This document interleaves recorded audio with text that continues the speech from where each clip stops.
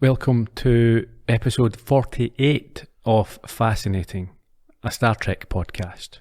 A Private Little War.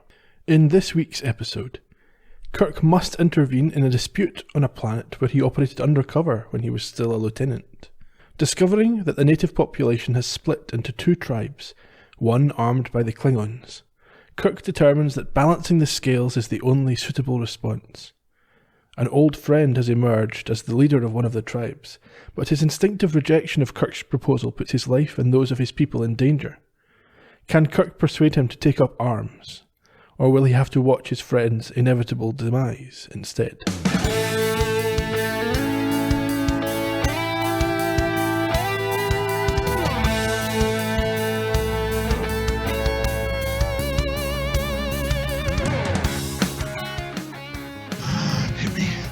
Pain will help me to consciousness. Hit me. Hit you? No, I can't. Blast you. Strike me. If I don't regain consciousness soon, it may be too late. Hit me. Harder. Good afternoon, Ian. How are you? I'm not too bad, Gerry. How are you? Looking for a hitting. Need to be hit to come back to consciousness. I need to be spanked thoroughly. I need something to come back to consciousness. Do you? It's a little bit drowsy in here. Oh, don't start that. A little bit warm. We should explain as well. People think that Scotland's got this very tropical climate. It's just because the heating's on. We don't control colleagues it. who turn the heating up every time we turn it down again. Yeah, it's frozen outside. Anyway, I'm not talking about this. Yeah, we've got a nice episode here with a war between the folk wearing the wigs from the Apple and a tribe of Harry Enfield Scousers. Yeah, the Venn diagram of people who will get that joke. Well, maybe we've had reference to the 118 guys. That even No. smaller group of folk. Most of our listeners are in the States, Ian. Our British listeners will be nodding in appreciation. Well. Did you enjoy the episode? Yeah, it was good. You didn't think it was heavy-handed with its references or its allegory? A lot of them are. Did you like the Magato? Yeah. Yeah, we've got a couple of bits of trivia about the Magato later on. It was a genuine jump scare when he first appeared. Or it first You appeared. didn't expect it, did you? No. Even though Spock had just said a carnivorous ape. Mm-hmm. It was more impressive than the Gorn, which I think has got a higher profile. Yeah, the Gorn's cooler. I'm not so sure. It communicates. Anyway, shall we dive straight in? You want to? I think we should. Let's crack on.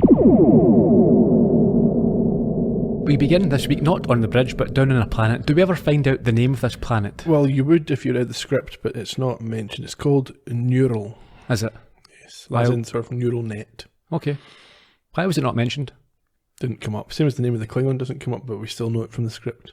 Right, okay. McCoy communicates over to Kirk, who is also on the planet, and tells him that he is going to be 30 minutes as he has found some interesting compounds in his research. Yes, which apparently Starfleet had told him would be there. Over by some rocks, Kirk tells him that there are no signs of locals yet before walking over to Spock, who has found prints of the previously mentioned Mogato. Yes, a large ape-like carnivore. Although Kirk says they are perfectly safe. The prints are old and the creature does not lurk. This planet we find is an Earth-like Class M planet, and we hear that a young Kirk has been there before.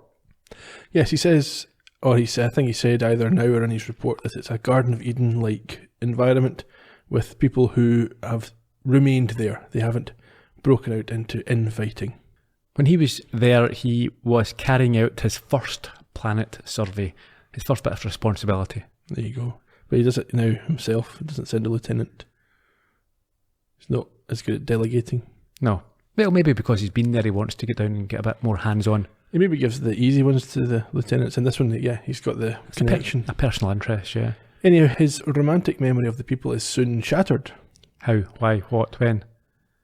They spy a group of dark-haired locals, 3 of them I think, setting up guns to ambush another group. Yeah, now, did you mention there, we should point out that he states that the people on the planet are oddly peaceful. Yeah, they don't fight at all, there's no conflict. Even though they use bows and arrows for hunting, that's the limit of their weapon technology. Or at least it was when Kirk was last here.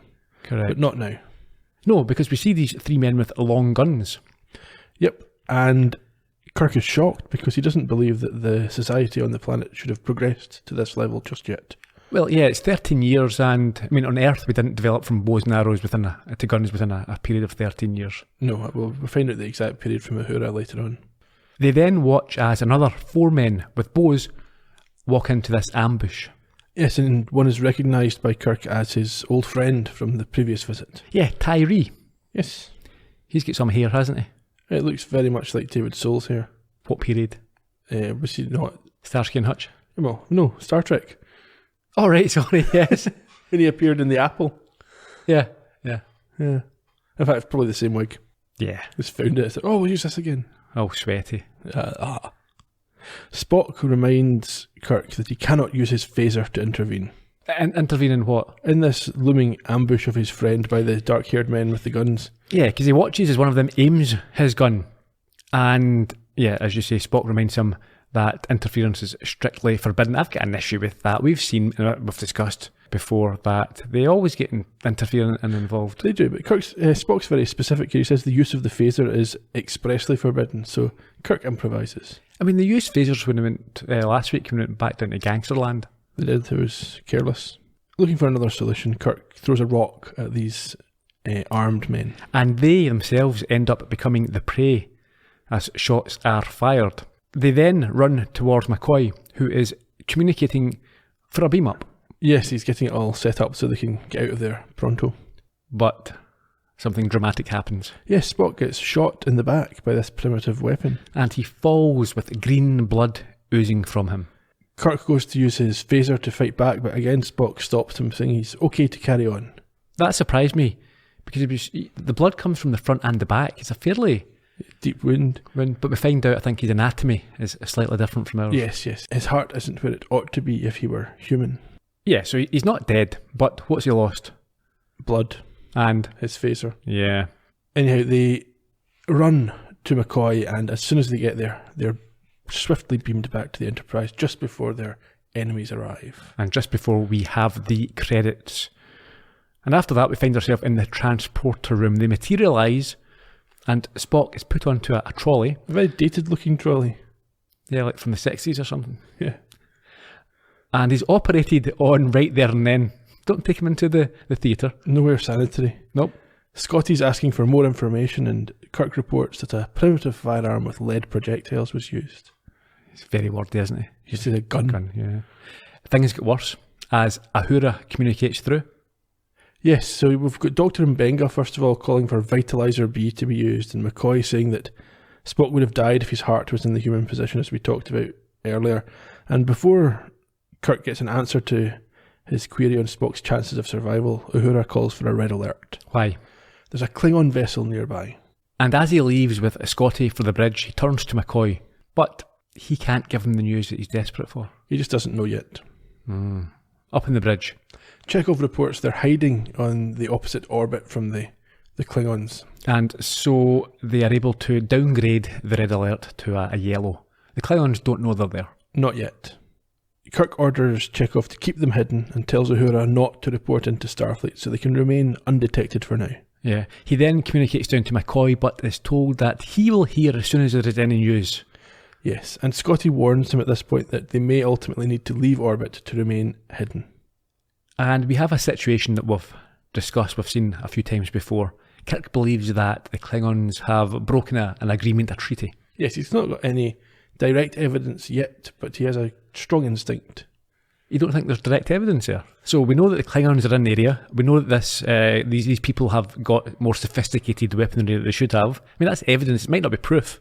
Okay, so this is what the bridge crew start to discuss now. So Scotty indicates that without proof, as you put it, they cannot say the Klingons aren't here on a research mission themselves, which they're perfectly entitled to do. And he refers to it as a hands-off planet. Yes, so obviously in the agreement of Organia, or whatever they're calling it, the specific planets were designated to be either Klingon, Federation, or neither. Yeah, and Kirk answers that when he left the planet 13 years ago, they could barely forge iron. And Uhura confirms that on Earth it took how long? 1,200 years, I think. Yes, to get from the point of flintlock rifles to... Well, up to that point, yes. Yeah. Scotty says, though, that that's just specific to Earth. It could be that they have developed faster and if they had, this is the type of weaponry they would have come to first. Are you sure it was Scotty? I thought Chekhov. Yes, I'm sure. Chekhov also chips in with little odds and ends. Well, I think it was Chekhov that originally points out that just because it happened on Earth like that, it doesn't mean... Yes, but and it's Scotty who says that it's the right order of things. It's not, they've not skipped ahead. Yeah, in fact, Scotty makes the point that if it was Klingon weaponry, why did they give them such primitive arms and not machine guns or something more, even more sophisticated? At this point, Kirk tells them all to shut up. He didn't want a debate. Yeah, he snaps, but he quickly apologises and admits he is worried about Spock and the planet that he once knew. We've seen him do this quite a few times, snap and then immediately apologise. It's another episode where Kirk takes things very personally and maybe doesn't make the 100% correct decisions. Yeah, we'll get into the decision making later on. Scotty's left in charge because Kirk's just too worried about Spock. He has to go to sickbay. Yes, where a new doctor, who you mentioned was... Mbenga. He tells the concerned Chapel and McCoy that they can't replace Spock's Vulcan organs, and that if he is to live, then his own body must repair itself. McCoy then walks over to the onlooking Kirk and lays out the options. He will either live or die. I mean, that's the only two options you have. There isn't really a third state. I mean, you've got a coma. He will ascend. You could ascend. You could do, I suppose, yeah. However, he then puts Kirk's mind at ease with regards to the new medic. Dr. Mbenga interned in a Vulcan ward. He couldn't be in better hands. Then you and I are transporting down one. I can't leave Spock at this time. You just indicated you could. There are Klingons here. If their mission is a legitimate research interest in the planet's organic potential, then you're the one man who can tell me. And if that's not it? Then I need help. Advice I can trust as much as Spock's. I appreciate the compliment, Jim, but... Bones, I'm as worried about Spock as you are. But if the Klingons are breaking the treaty, it could be interstellar war. Correct the bridge. Bridge. Scott here. McCoy and I are transporting back down. Inform ship stores that will need native costumes. Captain, we may have to break out of orbit any minute to keep out of their sight. We'd be out of communicator range with you. Understand. We'll arrange a rendezvous schedule. Kirk out. I wonder whether, after Journey to Babel, where McCoy had to do the operation on Sarek, he had Mbenga transferred to the ship to help him with Vulcan specific things. Yeah, it's a good question because I wasn't sure why he was there in the first place. He just seems to be an additional doctor or another medic, maybe a junior medic. I'm sure we come across him several more times then. He's got another episode, he shows up again. Does he? Yeah. Okay. Vulcan related? We'll have to wait and see. We will. We then have the first captain's log of the episode, 4211.4. Kirk believes that it is too risky to contact Starfleet Command and must rely on his own judgment, which is to disobey orders and make contact with the planet inhabitants. It's very convenient. Oh, it's too risky to check what I should do. I'm going to decide. Because if I did check, they would tell me not to. That's what I always say when I go home from the shop, so it was too risky to call and see. That's why we've only got jelly and Nutella. Down on the planet, Kirk and McCoy arrive in safari costume. Yeah, matching the tribe that they're going to speak to. And I think Kirk or Shatner asked for his to be slashed open to the waist, showing off a bit of chest. They'll be pleased that they were brought down just a quarter of a mile from the camp, which is better than the 20 kilometres you remember they had to walk in the That was apple. ridiculous. I would have asked to be beamed back up and then beamed down a little bit closer. Yeah. Now, McCoy, he's still not sure that this is the correct thing to do. Yeah, he wants Kirk to rethink his decision. Yeah, his plan to interfere. And he responds by reminding him that he performed the survey initially and made the recommendations which McCoy is able to quote. Yes, the inhabitants are superior in many ways to humans. Left alone, they undoubtedly someday will develop a remarkably advanced and peaceful culture. And Kirk responds by telling him that, yeah, he intends giving them that chance. I think McCoy remains sceptical. And rightly so.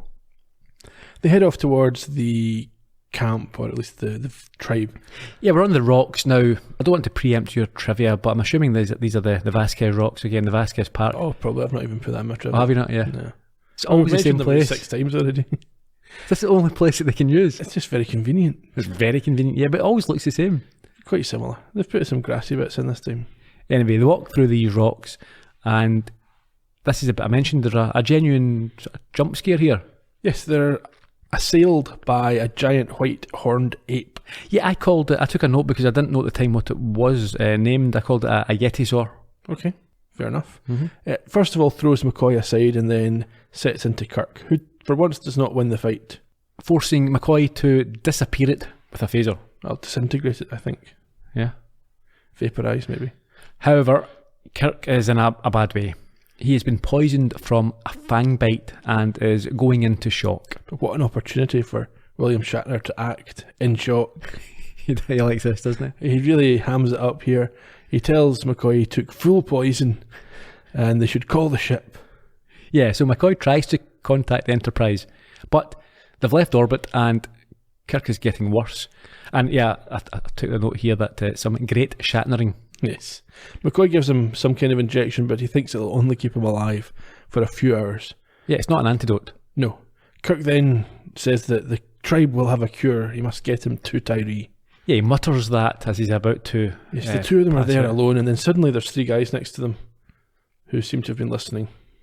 Yeah, when he turns, he finds 3 of the hill people looking on. Although they also. People, is that what we're calling Yeah, them? that's what they're called, I think. The villagers and the hill. They live in the hills, and there's the villagers down I below. thought the hill people were like a tribe of something in one of these horror movies. They've got eyes. They also seem in a state of shock and unable to take some sort of or any action. Yeah, there's a sort of initial communication block, but it seems to be overcome because the next we see them, they're arriving at camp. Where the unconscious Kirk is carried to and taken to a cave as the big chap sets off to get Tyree. Yes, and in the cave, McCoy does a doc log. Is this his first? I don't remember another one. I think it is. But he's referred to his medical logs before. He has, but I can't remember. We've had a Scotty log. We've obviously had a There Spock might have log. been ones with maybe in Operation Annihilate or something where he's working on a cure, or in Miri. Perhaps one of the listeners can confirm. Yeah. Anyway, it's 4211.8. What does he say? He says that Kirk was right to say these people are compassionate and gentle. And Tyree that is now their leader, and he and his wife will be along presently, and the wife apparently will know how to cure Kirk's ailment. Yeah, but he is still in a very bad way and must be kept alive until she arrives.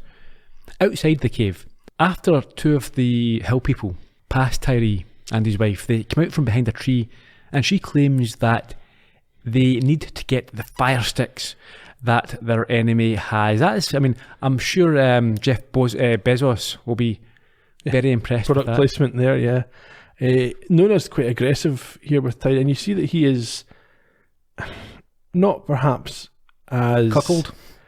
Later on he is. receptive to what she's saying as she might have hoped. Yeah, I mean, that's exactly what I've got here. She seems far more aggressive than him, as she suggests that they could be doing the killing themselves and stealing houses rather than the other way around. She then tries to use some kind of herb or leaf to overcome his resistance. Yeah, let's talk a bit more in detail what happens. Tyree believes that they can all become friends.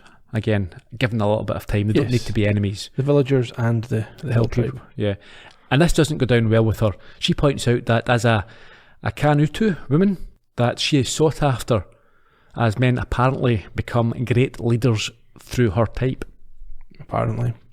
And he points out that he only took her because she cast a spell on him. And that's a bit rapey. If the roles were reversed, and we found out... Yeah, but he that- could just mean the spell of love.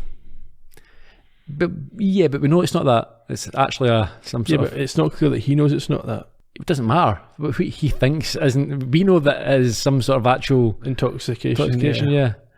And I think, if he was doing that to her, we'd think, it's not... You can't really effectively Bill Cosby people. Well, the note that I've got is that the relationship seems quite unhealthy. It's very unhealthy, yeah.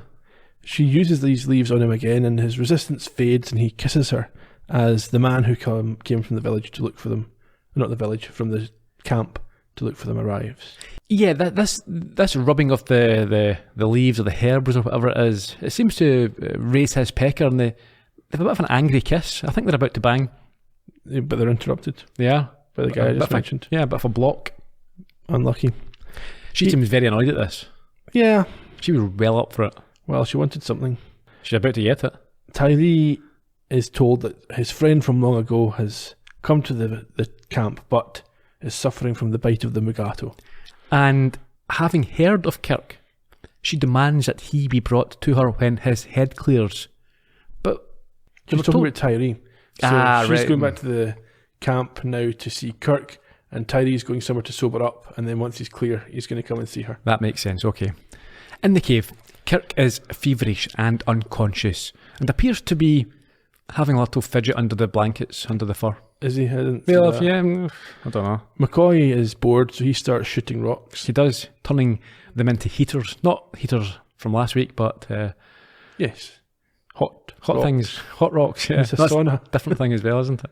Nora then appears, but is fascinated by McCoy's phaser use and leaves before he sees her. I think she's obviously clearly aware of the potential of I think these she's things. very much intrigued, yes. Tyree arrives at this stage and pleads with Nona to save Kirk, but she says she won't do it unless he gives her all the information he has about the visitors. He is reluctant to speak and claims that he gave him a promise of silence. Why? Why would he promise silence? Because the others on the planet don't know about people from other planets. Okay, yeah. Why would you not inform them?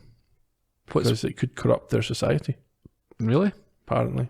Okay. We see this again in other Star Treks. However, she doesn't care and demands to know about him or else he's going to die. It's quite clear that she is serious about this. She will let him die if she doesn't get what she wants.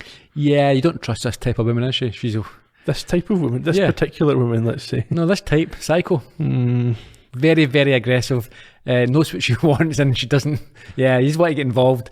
They're the type of one you don't give your real number to. Talking about a woman who knows what she wants, up on the Enterprise, Christine Chapel is hand in hand with the unconscious Spock.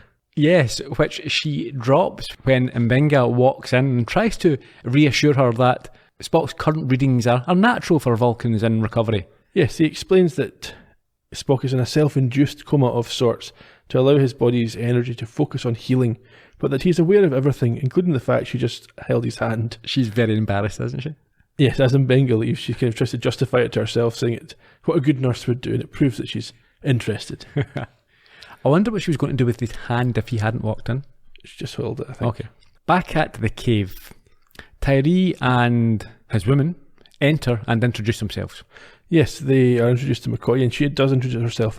She does introduce herself as Tyree's woman, which is a little bit archaic. She then goes on to cure Kirk by cutting her hand and then writhing over him with a mako root. Mako root. Yes, she bleeds onto the root and then puts it onto his wound. Dirty. And then Tyree plays a bongo. He just produces it out of nowhere. Mm-hmm. He had it up his sleeve or something. And she mumbles about putting her soul deeply into him and sharing their plan before she climaxes on top of him. Well, the process climaxes. Yeah. Kirk wakes and tells McCoy he had a strange dream but needs to sleep. Yep. McCoy lifts the root off of Kirk's shoulder and sees the wound is gone, and is then further surprised to see that Nona's slit palm is fully healed also. He asks to know more, and she tells him that their souls have passed through the Mako together and that he is now hers. Yeah. I mean, you didn't tell us this beforehand. This wasn't in the small print. No. She then disappears off to sleep, and Tyree explains to McCoy that it's only a legend, don't get too worried. Also, she's my wife. A little bit later, they're in the cave.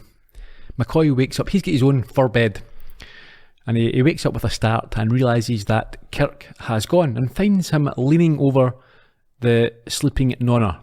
He's obviously curious. Yeah, she's in an adjoining cave. Yes.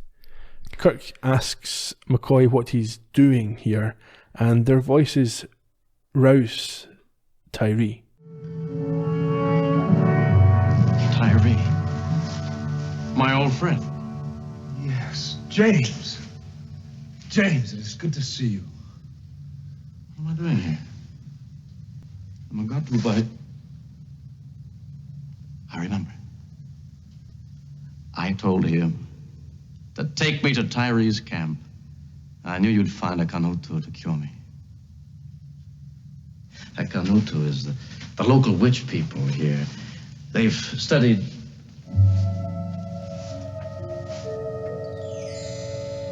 They've studied the roots and the herbs. I am a Kanutu, Captain.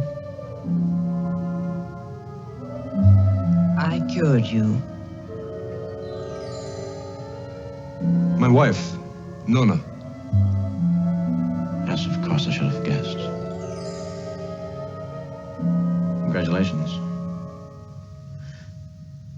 Tyree, we must talk. Now, the villagers, their new weapons. I want to hear all about that. We must make plans. Good. It is past time to plan.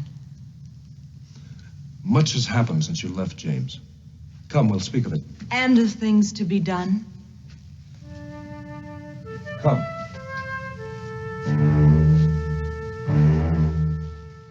Couple of things there. I quite liked Kirk saying congratulations. On the face of it, he was congratulating them on being married, but I think he was basically saying to Tyree, "You've done well for yourself there, pal. You've done all right." Yeah, he's picked himself up a what would you call her? A hottie? Oh, sorry, a witch. Yeah. Also, in the last few years, I've noticed that why do Americans pronounce herb as herb? They drop the H. It's a silent H in America. Why? It's the same as they don't pronounce aluminium correctly. Yep. Listen, let's not go with that. But I always thought that when I first heard it, I thought it was a drugs reference. I thought maybe it was slang. Nope. But in this context, it's not. Herb. It's herb. There's an H in there. Herb. Herb. Herb like Herbie. It's like Herbie. It's not a silent H. Stop it. Herbie the It's wonder herbs. car. It's a herb. Anyhow, that's my little rant. That was not worth a rant. Well, it's a matter of opinion. Tyree appears to have grown his spine back by the end of this scene. Yeah, at the end there he says, "You're not coming, you wait here." Man talk. Up in sickbay, Spock's vitals are a little bit erratic, you might say. Yeah, he's still unconscious, and Mbenga tells him that he will have 24-hour attention. If the day's 24 hours long, who knows when the Enterprise? Yeah, possibly. They're not on Earth. Yeah, that's true. And he tells Chapel to let him know immediately if and when something happens. Yes, and also that if Spock speaks, she should do whatever he says, and she's naturally quite concerned about this. What do you mean? Yeah, I'll do it. But also she might be thinking, oh, okay, anything. Oh, I have to submit to any of his commands. Oh, this will be a hardship. Mbenga insists, so you get the feeling that he knows what Spock's going to ask for. Down in the cave, Tyree explains that the fire sticks appeared about a year ago, got them from Amazon, and that many of his people have died since. Yes, he's also seen the villagers making these themselves, so he knows they are in production on the planet. Yeah, and he's also seen no strangers. It must be the villagers that are manufacturing. Kirk asks if they can go to the village at night, but Tyree warns them that the mate of the dead Mugato will be nearby. Yeah, so what? He's got a phaser. Indeed. Tyree has seen those work, and so has Nona. Yeah, Kirk is about to show off this weapon to Tyree when Nona appears and claims that she knows that they have many ways to make Tyree great, and knows this because he himself told her about them. Yeah. She's wearing her Make Tyree Great Again hat. She admits this knowledge was the price for saving Kirk's life, and he tries to brush this off, but she knows where they come from and that they have technologies far greater than the fire sticks. It's an NVIDIA shield. She has upset McCoy in this. Has she? Yes. How? He's a bit gruff with her initially, and then when she insists that Kirk ought to be grateful, and he says he is, McCoy says that's fine, but you can't take it to extremes. Yeah.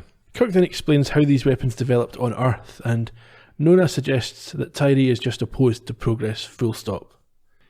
Kirk then goes on to warn her about how the humans' arm race caused all sorts of problems that they had to overcome, and because of this, they have a rule not to cause this type of problem to other worlds. This enrages Nona, who thinks he is going to leave them to die. at the hands of their neighbours. Yes, but Tyree, he slams the table at this point and insists that he will not kill. And she tells him that it is either that or they die, and castigates them for not helping when they have the ability to make her husband more powerful. Yes, she asks Kirk if he's going to allow Tyree to die, and if so, he has the wrong friends and she has the wrong husband. Yeah, she's for the watch, and he's not picked. He's picked on looks here. He's not looked at the fact that she's an absolute psycho. To be fair, from her point of view, all her campmates are being picked off by an enemy they can't combat, and as leader he should be trying to do something about it, and he's not. He just wants to wait until they stop. In any case, she has stormed out at this point, and when gone, Tyree tells Kirk that he has faith in their relationship and knows that he will help him in ways that she doesn't understand. Being a stupid woman. No, being someone that hasn't experienced other planets. Okay. Tyree tells Kirk and McCoy to come because night's drawing on and they want to get to the village before light. And as Tyree leaves, they follow, and McCoy tries to reassure Kirk that if they find the Klingons have been helping the villagers, then they'll be entitled to do something. I think Kirk's concerned that is what's going to happen. He doesn't want to have to arm everybody. Yeah, I'm not sure that is. I mean, that's what he's implying here, but I think he's quite happy to do that. Yeah, he has to keep up the charade. At the village, as they watch a guard on patrol, Kirk asks Tyree what happens if he has to fight, and McCoy tries to answer for him, saying that he finds killing stupid. But understandably, Kirk wants Tyree to answer for himself. But rather than answer, Tyree cuts off the query and urges them to proceed. So they move closer, and Kirk chokes out a guard and tells Tyree to take his gun. Which he does. Now, inside one of the buildings, we see that the Klingons are here, and that they have a spy in the camp. You are late, my friend Apella. A quarrel by my people. The division of some skins and a hill woman taken this morning. It's hard to divide one woman. Give her to the man who killed the most of her people. The others will see the profit in bravery. I'll make a Klingon of you yet. Now, your next improvement. Notice what we've done to the striker. See how it holds the priming powder more securely? Fewer misfires. When I return, we will give you other improvements. A rifled barrel. What? A way to shoot further and straighter. That Klingon's called Krell, although we never hear that in the episode. Did you get that from the script? Yeah. Okay. We next go to, I think it's a blacksmith or Some forge, I think. Okay. And looking through the window, McCoy sees all the ingredients required for guns and ammunition. Inside, they see a forge, a chrome steel drill point, and lots of parts of guns laying around. And then using his tricorder, McCoy detects that the metal is practically carbon-free, and this means it's certainly not been produced by this local furnace. That seems to be evidence, so Kirk has McCoy record everything, although McCoy laments that there's no live Klingon here that they could prove everything absolutely with. Just then, fortunately, coincidentally, they hear voices and hide before the Klingon and the turncoat Apella enter, discussing the villagers' pleasure in the killing that they have been taught. Yes, it's easier than hunting and the rewards are richer. What are the rewards? Well, the houses. Okay, so they've chased these others out of the village, is that what we're saying? I think so, yes. Forced him up into the hills, or okay. Guessing. Krell promises Apella that he will one day be a governor in the Klingon Empire. Yes, rich beyond his wildest dreams and the leader of the world. Unfortunately, at this point, what happens? McCoy's tricorder makes a wee squeaky sound.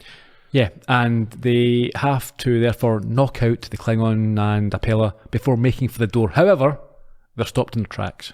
Yes, there's two more armed men outside the door, but after a brief fade out and they're absolutely useless as well. Yeah, they're taken down too.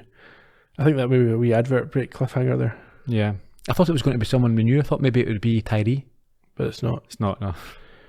Off screen we hear the Klingon shouting for the guards as Kirk tells Tyree to start running. Now, up in sickbay, Spock wakes, gasping and asking Chapel to hit him, as the pain will help him regain full consciousness. That's what we heard at the top of the podcast. We did. She hesitates and he insists, and she does strike him. You've got a hilarious scene as she gets... Now, we've discussed this before. It's a bit like Leslie Nielsen. It's a bit Naked Gun, Police Squad-esque, where slapping back and forth several times. Just clear someone's head. Yeah.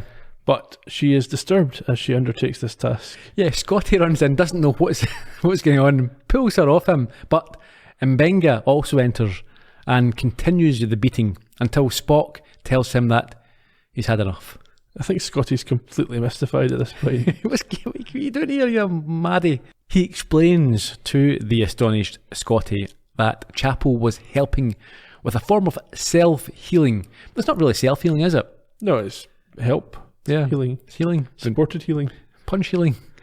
Mbenga says that Vulcans must wait until the last possible moment, then fight their way back to consciousness. This is stupid. They're making this up for this episode, aren't they? Yeah, but it's never mentioned again. I wouldn't have thought so.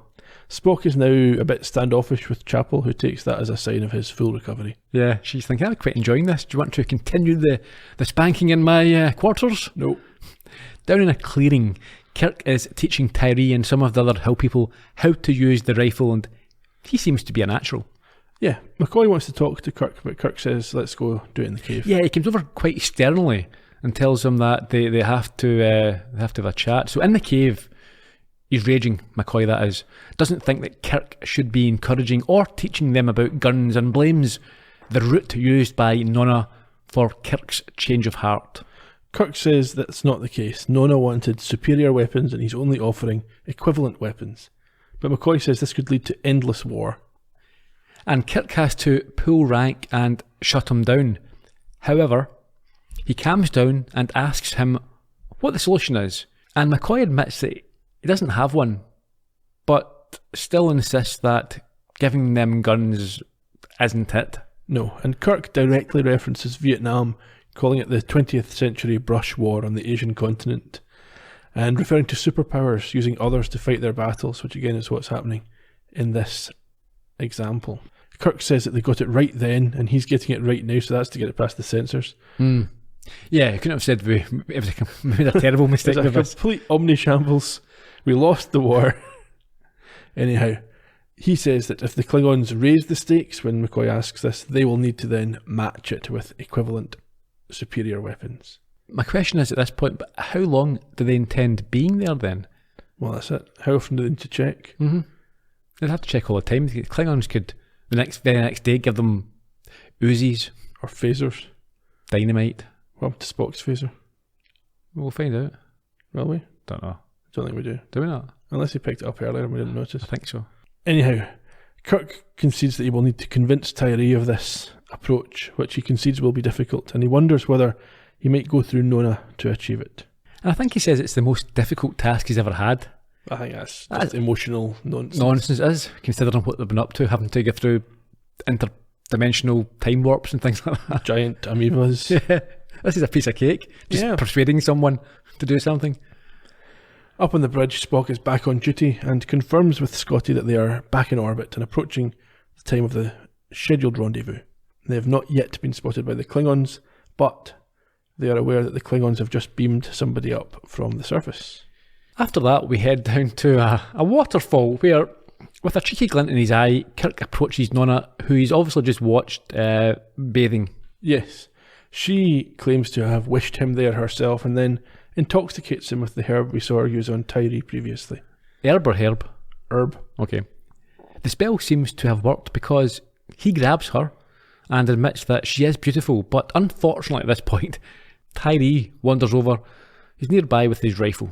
Yeah, he doesn't seem to understand that Kirk's under the influence, either, or he's just mad at Nonna. Well, that's the question I'll get to in a second. She asks him to kiss her, and when they do, the enraged Tyree aims his rifle, but fortunately is unable to pull the trigger. Now, that's the question. Who was he aiming at?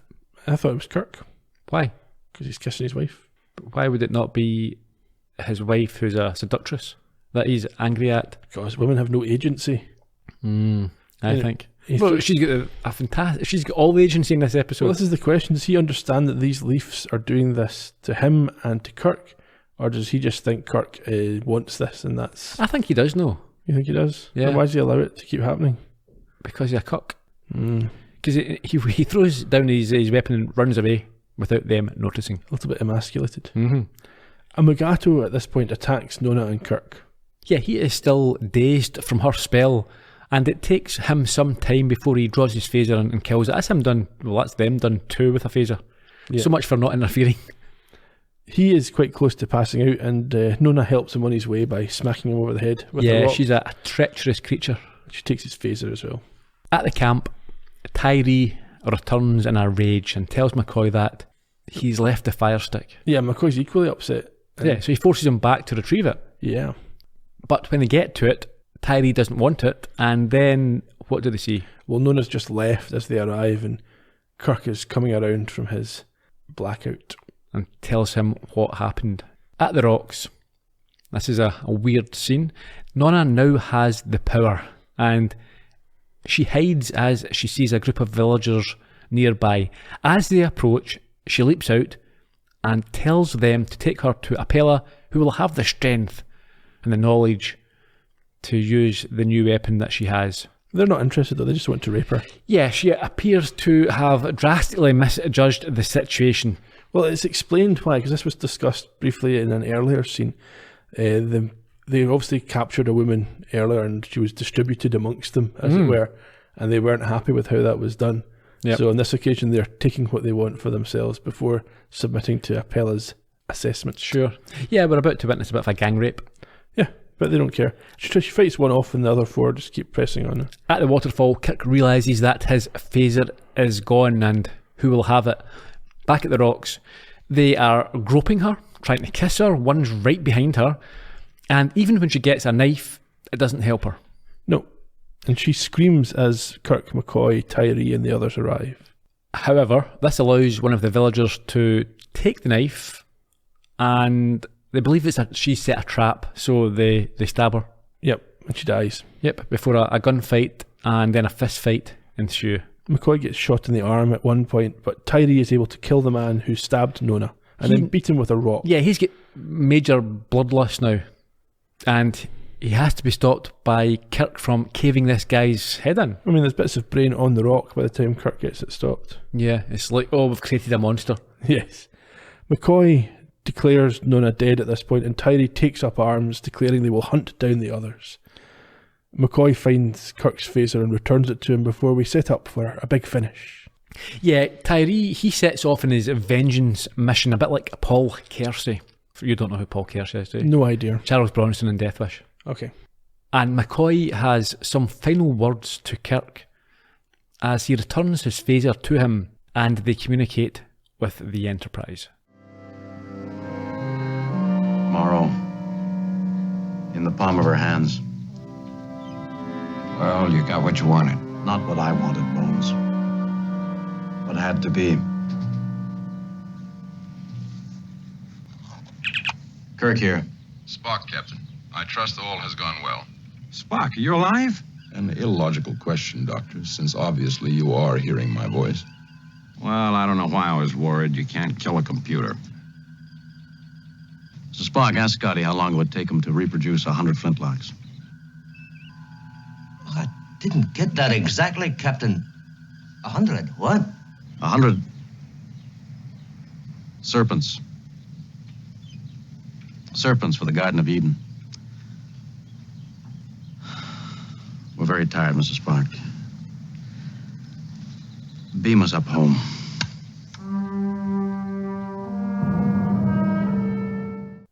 Spock asks, or assumes that things have went well, but let's think about that. So, Nona's been murdered. Yep, dead. They've killed 2 Magatas. They have. They have introduced new weaponry. They have. Tyree is now a homicidal maniac with bloodlust. He is. They've done nothing about the Klingons. And they all want to kill each other now. Yeah. Even more so than now get reason. Yeah. I mean, a complete shambles of this. A complete mess. Could not have gone worse. No. Now it's just like, yeah, beam us up. All right. It's boxing. Everyone's okay? Yeah, it's cool. Beam us up. Come on, let's go. Off for another adventure. What's the report? I'll deal with that later.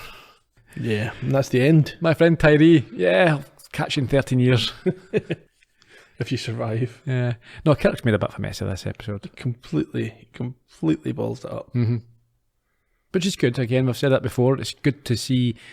I mean, although does the show present it in that sense that Kirk's messed this up? Yeah, well, I think that's what the final line means. Yeah. He talks about serpents for the Garden of Eden. It's Sure. like things can't go back. Yeah. He's like the Toothpaste out of the tube. cat out of the bag, whatever you want to put. Worms out of the can. Well, you know that's one of my personal bugbears as well, don't you? I hate the expression "a can of worms," right? Because a can of worms is really. We've had this. Have we? No, I know I've had, but I'm not sure if we've done it on. We've done it on the. Okay, well, I've got to do it again because a can of worms. If you open up a can of worms, right? Worms are really slow. You could easily put them back in. It's not a big deal opening a can of worms. A can of wasps. That's what you should call it. Can open, worms everywhere. No, dead easy. Really slow. It takes ages to crawl out. And you can, you can just put them back in. A can of worms is Situation very easy. No, it's so simple to deal with a can of worms. If you open up a can of bees or wasps, worms isn't an unresolvable situation. A can of worms is you open and you get something you didn't expect. Is it? Yeah. Maybe I've been You've been misthinking my whole life. Yeah. All right. You've got your cliches mixed up. You sure? Yes. Well, I'm not too sure. Yeah, you open a can of worms means you've created a situation that you didn't anticipate. I thought it was a situation that you lost control of. No, that's a different thing. Are you sure? Yeah. That's the cat out of the bag. Right. Okay, I'll concede that we'll consider it in the future. We'll do another episode just about this. Yeah, okay. In the future. Anyway. Probably have to go on The Illusionist for it or something though. Were you persuaded by Kirk's analysis of the situation? What analysis was that? That the only solution is to arm the two sides equally? I think you could have tried something first. Or maybe the final solution. Yeah. But it's not I wouldn't jump to that immediately. Could they not have tried to disarm the villagers? Yeah. Just remove all the guns. Get rid of the Klingons. Yeah. Take the weapons away. And then have some sort of council where we can mediation. Reconciliation, yeah. Yeah. Then that's heavy interference because they'd have to do that themselves. They wouldn't allow Tyree to do that. It's not going to get much worse than what actually happened. So yeah, I think he jumped too quickly for let's just arm everyone to the teeth. And because it's not practical, as I said during the podcast there, you have to keep monitoring what weapons they have. Yeah. So what's happening now? The Klingon, they've not got rid of the Klingons. No, and they've the Klingons disappeared. still don't even know they were there. No, they just give them more weapons. Mm. What did you think of the end of Nona's arc? She deserved it. Did you? Well, I think so. Yeah. Okay. She was far too aggressive a person. Tyree was a sort of placid chap, and yeah, she was right in there. You live by the sword and all that type of stuff. She was one for the violence, and she met her demise that way. And she also betrayed him. Yeah. And she was quite happy to fire into Kirk. Yeah. For her own benefit. So, yeah. I don't really have any sympathy with her. Do you think the Klingons had any aim or ambition beyond arming one side so they could take control of the planet and then the planet would be essentially under Klingon control? No, what else? What would you suggest? Maybe they just wanted to be difficult. Yeah, but they're not mutually exclusive goals, is it? Are they? Well, no. I suppose. Mm-hmm. Okay, shall we move on? Yeah, let's do it. This is getting a bit longer this episode than normal. Yeah, I know. I didn't think we'd have much to say. There you go. We didn't. Well, I've got another mystery that hopefully the listeners will clear up. This didn't air until the 2nd of February 1968, which is not only after missing a week, it's a different day of the week. So is this when the scheduling nightmare began for the show? Someone can maybe fill us in on that. Must have been. Something else must have taken its place. Mark Daniels directed this. This was the 11th of his 14 episodes. You can hear more about him on the podcast for The Man Trap. And it was written by Don Ingalls, although he didn't take credit because Gene Roddenberry produced the teleplay and he disliked it so much that he used a pseudonym in the credits. This was the second of his 2 episodes, so you can hear a bit more about him on the podcast for The Alternative Factor. Great episode, that one. Nancy Kovac played Nona. She was lovely. This was her only Star Trek appearance, but she also appeared in shows like Bewitched, Burke's Law and Mannix, as well as features like Jason and the Argonauts and The Silencers. She is married to Zubin Mehta, who's a musician who's been nominated for 18 Grammys and 9 Primetime Emmys without any success. Failure. He does have a Daytime Emmy. Yeah. She's got a Primetime Emmy nomination of her own for her work on Mannix, but she didn't win either. Couple of losers. If I've projected the release date for this episode correctly, she's just turned 86 and Happy birthday. is still going, although her last acting credit was in the mid-70s. Okay. Michael Whitney played Tyree. This was his only Star Trek role, but he's maybe best known for being married to Twiggy. Ah, there you go. He appeared in shows like Charlie's Angels and Bonanza before his death in 1983 when he was 52. Quite young. Fairly young for the time. Ned Romero played the Klingon, who was called Krell. This was his only original series appearance, but he did go on to appear in The Next Generation and Voyager. I thought he'd done well. He was quite sinister. He also appeared in shows like Murder, She Wrote, Spin City and Diagnosis Murder. Is he alive? No, he died in 2017 when he was 90. Can't complain. Booker Bradshaw, this is a good one. Booker Bradshaw, I like the name. He was Dr. Mbenga. This was the first of 2 appearances in the role. He also appeared on shows like Tarzan and the FBI, as well as doing voice work for things like Alvin and the Chipmunks. He was also a writer. He contributed episodes to shows like Different Strokes, The Richard Pryor Show and The Rockford Files. There you go. But not to mention that he wrote an episode of Columbo. What? Making him this week's connection.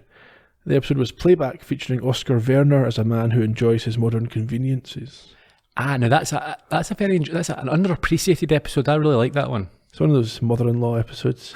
Yeah. Bradshaw died of a heart attack in 2003 at the age of 62. Oh, that's a pity. Arthur Bernard played Apella. That was the villager leader. This was his only Star Trek appearance in a relatively short acting career. He also appeared on Mannix and as an elderly jogger in the 2001 Rob Schneider vehicle, The Animal. Oh, that's appalling. Well, I mean, I've not actually seen it, but it's Rob Schneider, so it's safe to say. He died later that year at the age of 81. Not much later, because he died in the January of 2001. Okay. What's Rob Schneider's best movie? Home Alone 2. Yes.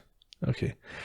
Bernard's quite interesting. He had a sort of podcast of the times. Really? He had a radio show called Turning Point that ran from 1950 to 1965, but it featured exclusively interviews with entertainment pioneers, including Harold Lloyd. There you go. It's quite Track that interesting. down. Yeah. Maybe it's on YouTube. Maybe find it, yeah.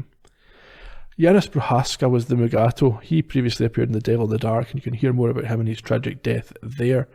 But the interesting fact about him for this episode is that apparently he owned the costume that they used for the Mugato. Why'd you have that costume? I don't ask any questions. He just showed up with it. Yeah. What are they called? Furries? The episode was intended, obviously, as commentary on the Vietnam War, and it was the removal of some of the more direct analogies that displeased the writer and led to him using a pseudonym. Really? Okay. Yeah. The Mugato in the script is called the Gumato, but DeForest Kelley couldn't say it, so they just kept his version when they went ahead and filmed. Fair enough. It's called the Gumato in the credits. Right. The Mugato footprints, did you recognise those? Nope.